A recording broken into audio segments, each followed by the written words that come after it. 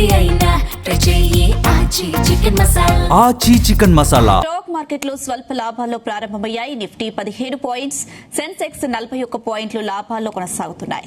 ఇక billion market లో బంగారం ధరలు స్వల్పంగా తగ్గాయి. 24 క్యారెట్ల 10 గ్రాముల గోల్డ్ రేట్ $770 తగ్గి 1,62,920 రూపాయలకు చేరింది. ఇక 22 క్యారెట్ల 10 గ్రాముల పసిడి ధర 700 పతనమై 1,49,400 పలుకుతోంది.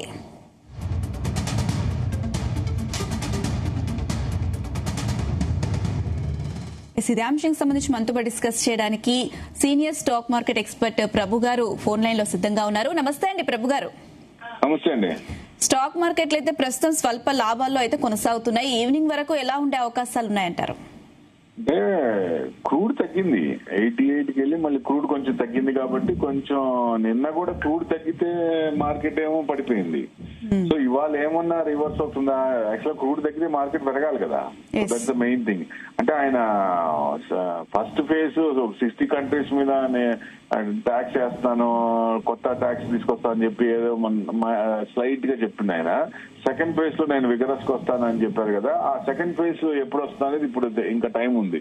సో ఆ సెకండ్ ఫేజ్ వచ్చినప్పుడు క్రూడ్ పెరగటమా తగ్గటమా అనేది ఉంటుంది. అది కనుక సివియర్ గా ట్యాక్స్లు ఎక్కువ వేస్తానని తెలిస్తే అప్పుడు కొంచెం క్రూడ్ కొంచెం పెరుగుద్ది.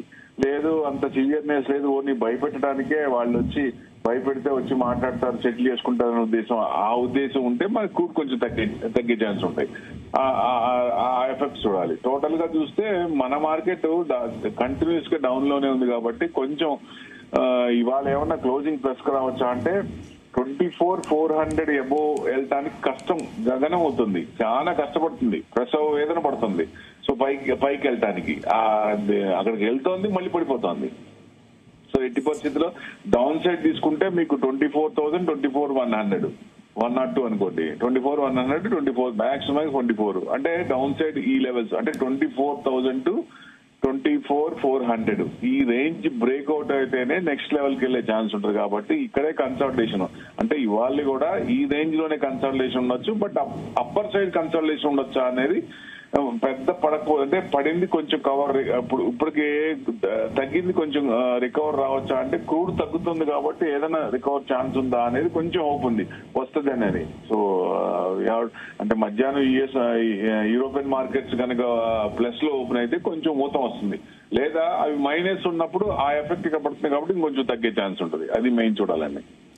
ప్రభు గారు, బులియన్ మార్కెట్ విషయానికి వస్తే ప్రస్తుతం అయితే కాస్త తగ్గినట్టు కనిపిస్తుంది. ఏంటండి ఇది కొనసాగే అవకాశం ఉందా, మళ్ళీ ఇంక్రీజ్ అవుతుందా?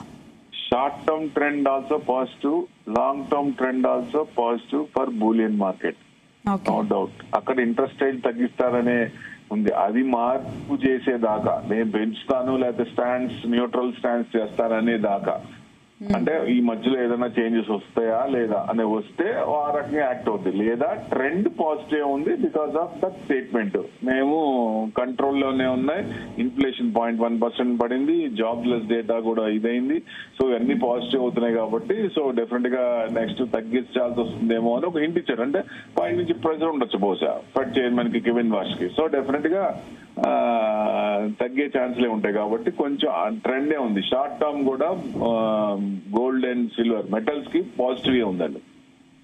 ఓకే ప్రభు గారు, కొత్తగా ఇన్వెస్ట్ చేసే వాళ్ళకి అలాగే ఇన్వెస్టర్స్ కి మీరు ఇచ్చే సలహాలు సూచనలు? ఇది అవకాశాన్ని సద్వినియోగం చేసుకోండి 100%. ఎందుకంటే ఇట్లాంటి అవకాశాలు మార్కెట్ ఇదవుతున్నాయి. ఇప్పుడు జనవరిలో 24,000 ఉంది, ఇప్పుడు కూడా దాదాపుగా 24,000 అక్కడే ఉంది, ఎక్కడ వేసిన గొంగలు అక్కడే ఉంది. కానీ స్టాక్స్ కొన్ని పెరిగినాయి, కొన్ని తగ్గినాయి. తగ్గిన స్టాక్స్ ఫండమెంటల్ గా స్ట్రాంగ్ ఉన్నాయి. అట్లాంటి వాటిల్లో చూసుకొని రేపు గ్రోత్ ఓరియంటెడ్ కన్సిస్టెంట్ గ్రోత్ ఉంది, plus quarter on quarter year పెరుగుతున్నాయి. అలాంటి స్టాక్స్ ఏమన్నా ఉంటే అట్లాంటివి పడ్డప్పుడు అలా పిక్ చేసుకుంటే మనకి ఏదైతే పడిందో రీట్రేస్మెంట్ అయిందో అది కూడా ఆ డిస్కౌంట్ కూడా మనకు క్రియేట్ అయ్యే ఛాన్స్ ఉంటుంది. అది కూడా మనకు ప్రాఫిటే కదా మళ్ళీ అదే రేట్ వచ్చినప్పుడు.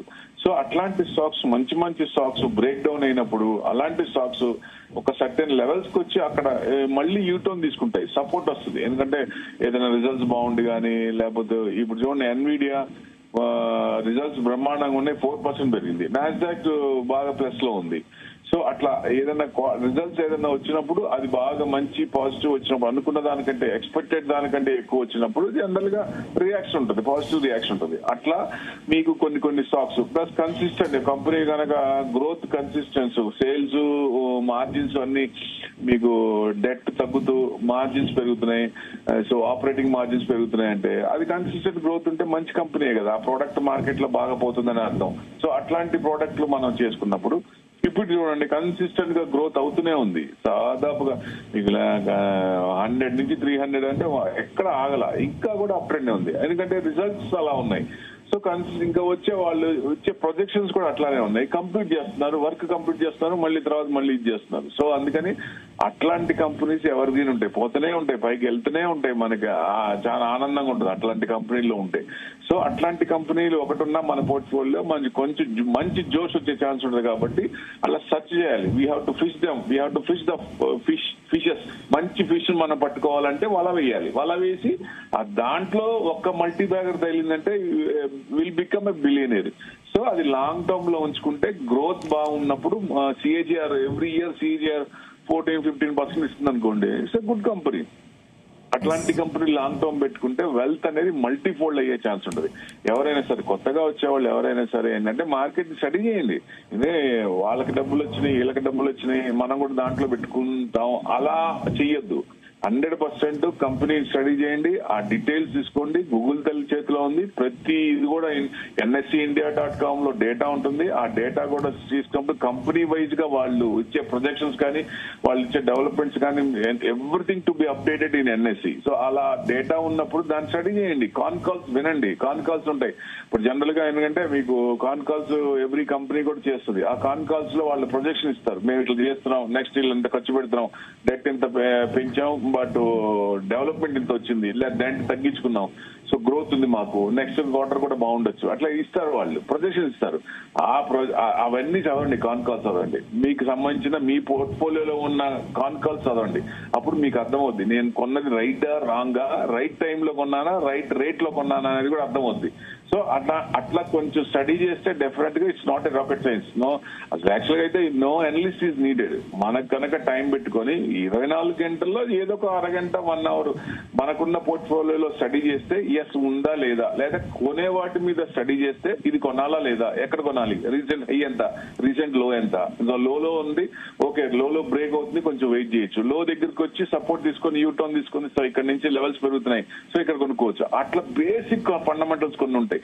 అట్లా చేసి తొందరపడి మన దగ్గర డబ్బులు ఉంది ఏదో ఒకటి కొనాలి ఏదో ఒకటి ఇవాళ కొనేసేయాలని కొనద్దు.